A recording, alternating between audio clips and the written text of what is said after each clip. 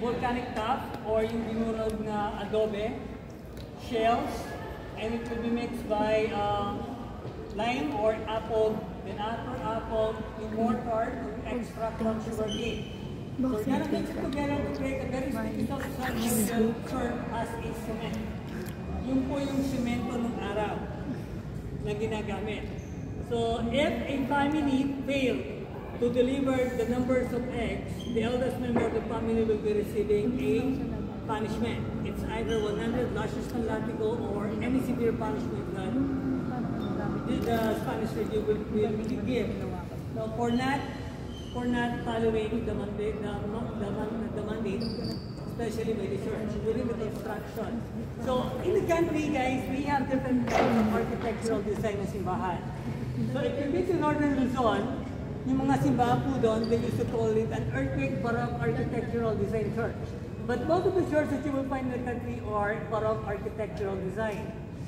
Yung nire-refer ng yung earthquake baroque architectural design, it's because in Northern Luzon, napaka-prone nila sa earthquake.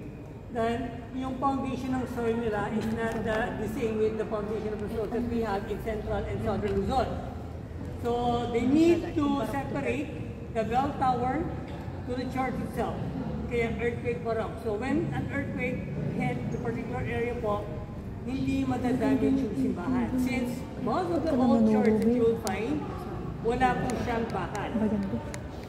So what makes the church strong, matibay? Later on, as we go out, what you'll be seeing on both sides of the church are what we call buttresses.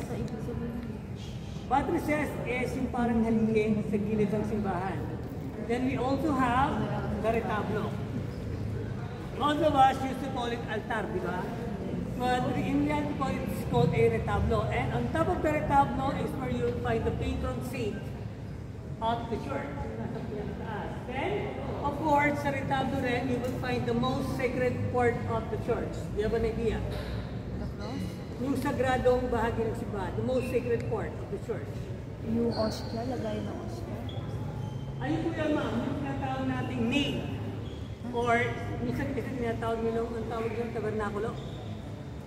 There, inside the nave, nandun naka-store yung wine and the bread that represent the Last Supper before Jesus Christ was handed to Pontius Pilate. Then Pontius Pilate delivered Jesus Christ to the Jew, and the Jew decided to crucify him. Then, on both sides of the retablo are what we call the transept. It represents the birth and death. Okay, yung transept natin. Then, eto, this is what they call pulpit or pulpito. Lapit eh. So, long ago, yung mga pare, after the mass there, sumasampa yung pare dito to deliver yung kanyang homily or yung sermon. So, during those times, walang microphone. But, since meron yung bawat simbahan, meron siyang tinatawag natin media naranja. Pero kasi dito wala na. Yung media naranja, guys, is the dome-shaped thing on top of the church. Sa loob noon, makikita mo siya pag gano'n, di ba? Concave. When you say media naranja, it means half of a lemon. Pag in-slice mo kasi yung lemon, diba, parang dome-shaped siya. So, during Spanish time, separate yung upuan ng mga babae sa mga lalaki. Then after that, the door will be shut, closed, together with the windows. So once the priest is standing here, meron na siyang hawak na dalawang bagay. So do you have an idea what are the things na hawak ng pare before, habang nag-deliver siya ng kanyang sermon? So there are two things. One is Bible, then the other one are stones or bato. So what is the purpose of the bato?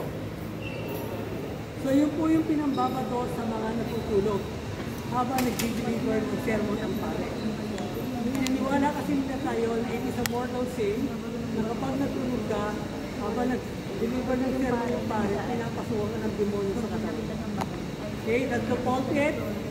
So at the top of the priest po, voice niya nagbabounce doon sa media naranja so that yung mga nagsisimba can hear all the things na sinasabi ng pare, especially during the time when no Ordinum et Tangere is in circulation na pinagbabawal ng simbahan katoliko. Okay? So, not all church natin, katulad ng ginawa niyo kanina, every time na papasok ka sa isang simbahan, during the first time, you have to knock 3 times, say your petition, then enter the church using your right foot. It is a long tradition na ginagawa ng mga Pilipino, even Castilla, even Pope visiting the country. Then, why are we kneeling? Pagka ng simbahan, we used to kneel yung right foot natin. It's because inside the church, nandito yung spirit. Then, pag nag-celebrate yung Mass, the one celebrating the Mass, kaya ang ginagawa natin, ulo na lang yung inaano natin. Okay? So, in particular, guys, lahat ng simbahan natin, katulad nito, this is an Oriental Baroque architectural design. We have a classical Baroque and we also have heritage Baroque architectural design. So this is not the longest aisle that you will find. Yung pinakamahabang aisle na simbahan na meron po tayo is 120 meters long. Ito po yung simbahan na kung tawagin natin ay Santa Monica de Sarat Church in Sarat, Ilocos Norte. Na kapag nagkamali, pagpasok ng simbahan, ang isang bride, the wedding will be cancelled. Kaya it's a long tradition na ginagawa po nila. And it is the only church that you will find an execution area. Because during Spanish time, the church and the state is one. It was only inside this church po, a group of Filipinos, more than 200 delegates gathered inside this church and ratified the first constitution in Asia that was drafted again by a Capitanian